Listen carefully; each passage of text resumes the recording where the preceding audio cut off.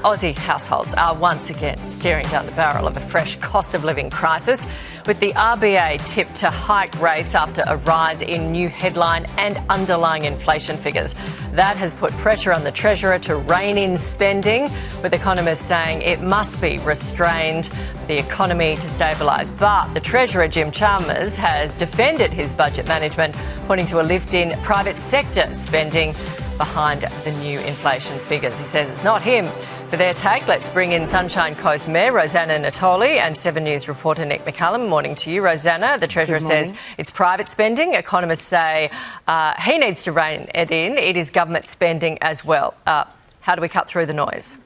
So one thing we know is that when interest rates go up, households bear the brunt of that. So that is right across the country. People will feel that pain. When inflation is unchecked, then people everywhere will feel that pain and long term. So it's a really fine balancing act, and that is why we look to our leaders to really make sure that we get those decisions right.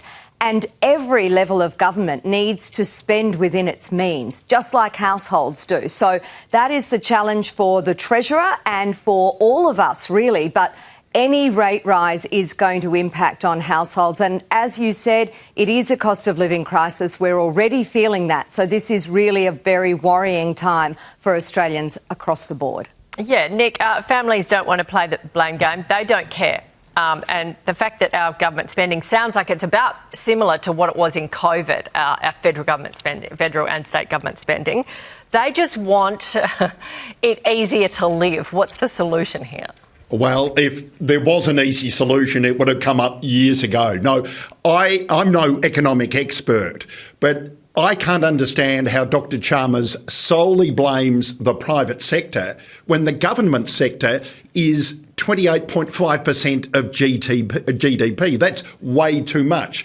Even in my basic Year 11 economics class back in the Fred Flintstone age, we were taught that the mixed economy, the private sector does the heavy lifting and the government fills in all the pieces. Now, it's a good thing the private sector wants to spend. It shows confidence in the economy. It creates employment. But if it overheats, I think it's up to the government to pull back, to restrain its spending and let the private sector spend as much as it can for the economy. It is, as Rosanna says, it's bad for households, it's bad for young people, and it's bad for old people if interest rates go up. But it is also bad for the government and its prospects. So they need to make some hard spending decisions in the budget in May for our sake and also for theirs. Yeah, moving on, there is a push for ball kids at the Australian Open tennis to be paid, with former Aussie pro Mark Philippoussis saying they deserve remuneration. Despite payments for the ball kids at other Grand Slams like Wimbledon and the US Open, Oz Open boss Craig Tiley has defended the lack of cash for kids, adding they get paid in other ways like through tickets, transport, food costs and gift packs. Rosanna, should they get some cash? I think, look, any time that we can foster the culture of volunteering, it's a good thing.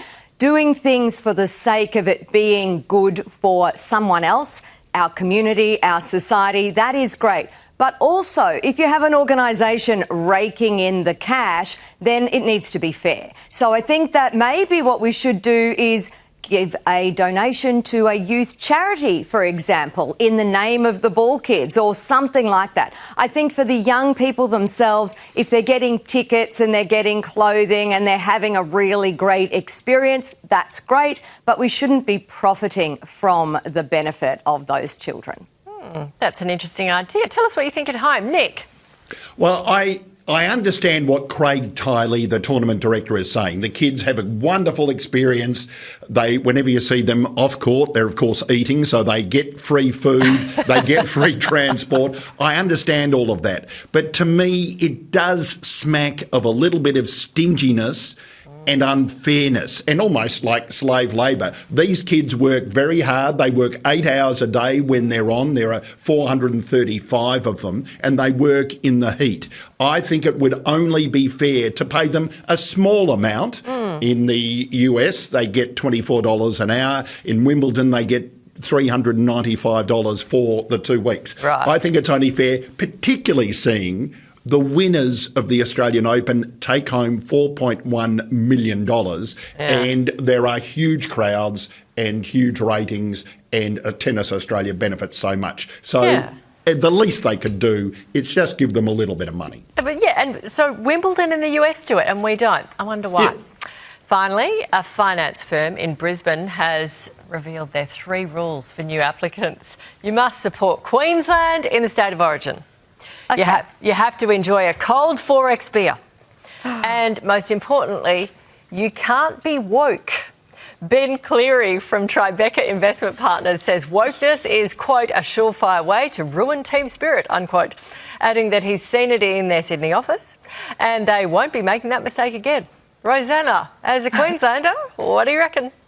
Well, definitely, in Queensland, we are very proud of our state. We are very proud of our football teams, whatever the code. So cheering for the state of origin, I can understand that would create a great, relationship in a workplace. I think, though, workplaces and teams are built on a lot of different people with different views. And if everyone thinks the same way, then I don't think that leads to great outcomes. But ultimately, whether you can achieve at your work and you're professional and all of those sorts of things should be whether or not you get a job and not whether or not you like beer. Because, Rosanna, I don't drink beer. How much wokeness at the Sunny Coast Council? Well, organisations and governments, we are totally very governed woke. by legislation. No, I didn't say that, sorry. Nick, sorry, wash my mouth out. What do you reckon? Nat, you're like me. We've worked in newsrooms and television for a long time. Wokeness, it is debated time and time again, and it's a very open and fun area to work in. It's very Wolf of Wall Street, isn't it, all of this? You've got to think this way and you've got to be tough. That's another level, Nick. You've got to walk in like this. You've got to barrack for Queensland. You've got to suck on a beer, and you've got to say offensive things to everyone. I think he's clearly joking. I think he's very proud of Queensland. That's fine, but not that I'm a financial expert and he'd ever think of employing me. But let me tell you, it would be a deal breaker. If I was forced to drink Forex rather than VB, I'd walk out the door straight away. Okay. It's not very female friendly either. What That's about true. the shardy lovers or, the people who want to barrack for, let's just say, another team? A cheeky champagne. Are there Queensland wines? That's the question. Okay. Well, what's your deal breaker in the workforce? Thank you very much, guys. See you next week. Here's Chevo.